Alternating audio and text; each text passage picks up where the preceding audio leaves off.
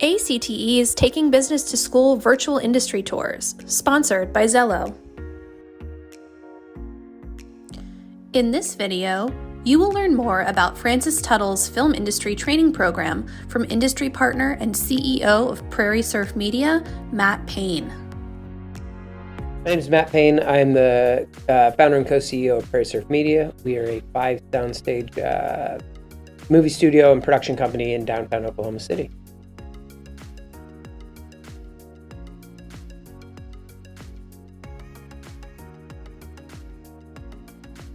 Prairie Surf actually started in Oklahoma City. So my background is I was in Los Angeles for 15 years. I grew up in Oklahoma City, but lived out in LA.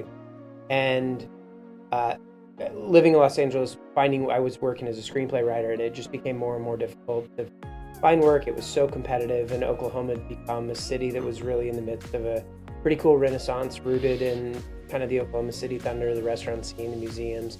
And I wanted to be a part of that. So came back, got involved first as an adjunct instructor at Oklahoma City University, started making documentaries, and then we sort of saw what was happening in Atlanta, Georgia, which was the film industry had taken off to the tune of like this year's like a $4 billion spend. And we thought maybe we could replicate that industry here, because if we focused on building the actual industry, we create jobs and economic impact. And so we took a big swing, and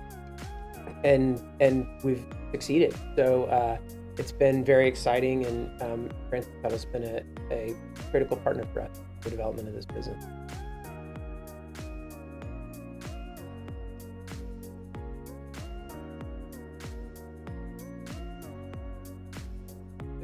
The film industry is interesting because traditionally, when people think of film schools, you tend to think of USC and Texas and UCLA and NYU and Columbia.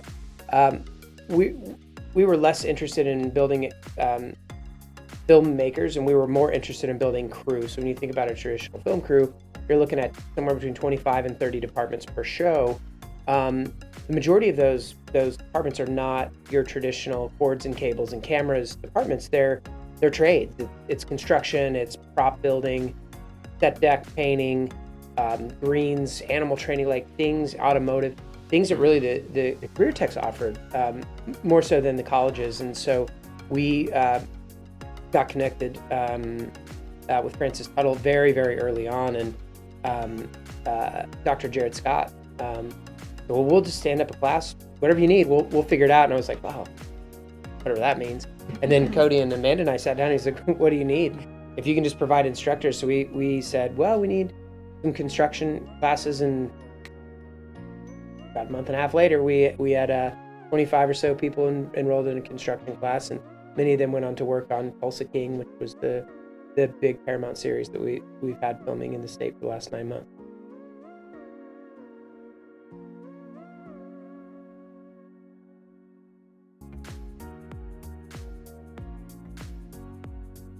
For me, it was our construction class. The production design is really where a lot of the trades fall. So, and we knew we needed a lot of people in this department. What made construction and painting and props so interesting is like these are courses that you can have an existing skill set and quickly pivot into a kind of ready to work level. And so when we reached out and asked Cody and Amanda to help with a production design course, they said, who do you want to teach it? And so Reagan, which Amanda mentioned, had just wrapped. It was a Ronald Reagan biopic, and they filmed up in Guthrie.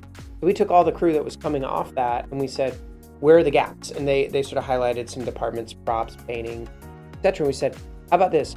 What if you could teach a class where you're actually building a set, using students, you're sourcing props, you're painting, you're going to do all that, but you teach the exact class that you wish your inexperienced employees on the previous project could take. And so they agreed to do that. They came in, did it very quickly at a relatively low cost, and we were able to get about 25 students enrolled And what we did was we took a closet. So we did a lot of the building here at the school, because they've got a great mill and rooms that we could construct things. And then what we did was we transported all that to Prairie Surf. So inside the studio, we have the sound stages. We also have practical location. So we took an empty closet, basically a big one, and we converted it into a full hospital set. So they sourced hospital beds and made and posters and doctors and rubber glove boxes, but they would make like documents. They would literally create documents that would be on clipboard. So it felt exactly like a hospital set. And what our goal was to take one of the shows that we worked with, and we invited Hollywood, who's admittedly skeptical about our training programs, up to see the work that was actually done. And once they saw it, then they said, okay, these people are truly qualified. So we exposed them to teachers that could hire. We also exposed them to industry that was moving here so that they could be hired. And it was that sort of synergy between all of those pieces that made it really work. What these guys do that's so good is they allowed for some flexibility in the class, because like our instructors, they're not teachers at all. And we're asking them to do these classes quick, which they can. But there was flexibility, and there was trust. And in that, we were able to create a really, really meaningful program that now, when we're recruiting, we talk about low cost of living. We've got these great sound stages. It's a cool kind of up and coming Renaissance city, but it's the ability to train people quickly that allows us to believe that we can grow the workforce to meet industry demand. Even then, like when we go, incentives are a huge part of our success. It allows us to tell the state, that this program is working. And the way that we're creating jobs for Oklahomans is by putting them through low-cost programs. So even in the last thing I'll say is that, going back to the traditional film schools, these are $50,000, $60,000 semester, like extremely expensive. We're doing classes here for $250, $300, $400, $500, and people are going to work. And they're jumping from jobs where they're making anywhere from 10 to 15 an hour to 30, because these are covered union positions, utility rate. So that's been for us, that was the biggest win. And then I think the other big win is it's the ability to go, guys, we need a food styling class. Like, culinary, we've got it. And just like that, you can solve it. And so as much as it's been what they've done historically, it's what they're capable of doing as the industry continues to grow, that I think is a great asset.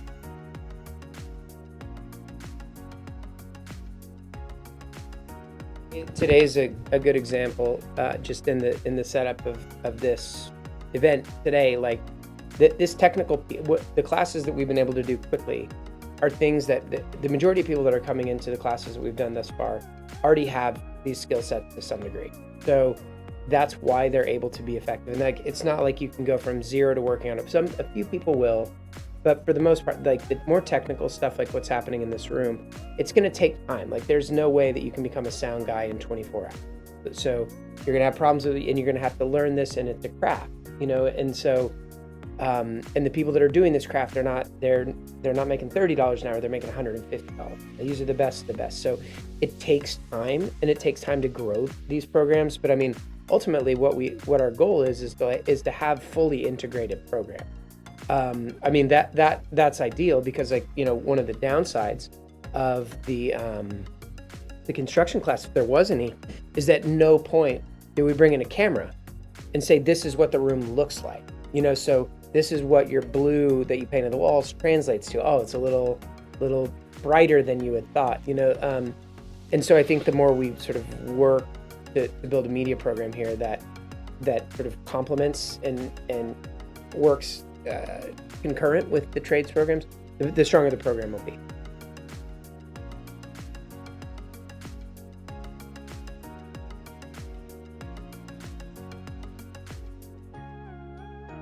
Matt's social media, basically. So yeah, I mean, for us, like, we probably have the largest captive audience here, because when we started Prairie Surf, there was a lot of response. There was a lot of media attention, and suddenly all the schools and all the kiddos that wanted to make movies are all kind of looking at us.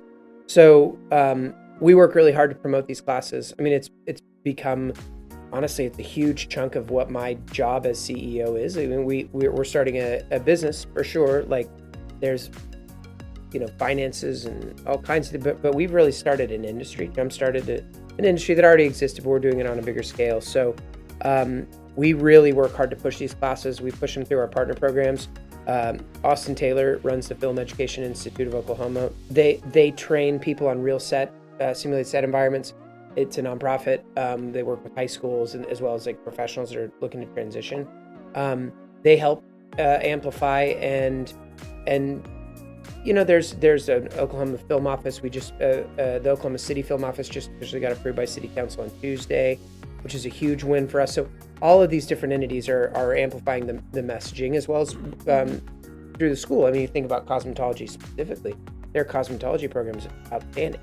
So you just market it within the existing base of students or graduates of those programs, and they're going to go, oh, for another $200, like I can go from working at like Nana's salon to, doing hair on a movie. Like it's worth the $200 class investment. So those are some of the different ways. The other piece is, so just before this, I was at the Innovation District was doing Innovation Week down near the studio in this beautiful Baker Hughes building that they donated to OSU. Anyway, there were like probably 1,000 seventh graders from every district, like roaming around, and all kinds of cool companies. But the interest in film, even at the seventh grade level, was huge.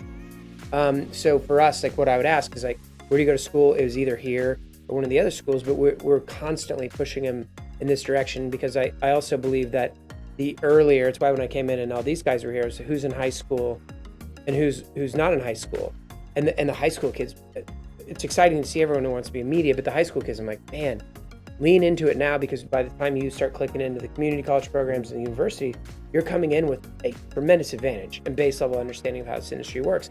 And if you like the media part, but you're like, microphones are hard, pulling focus isn't that much fun, then you literally can look at it and say, what else are they offering in the film periphery, and go, I think I could do construction. I think I could be a prop guy. And then you go take a class and you're on your way.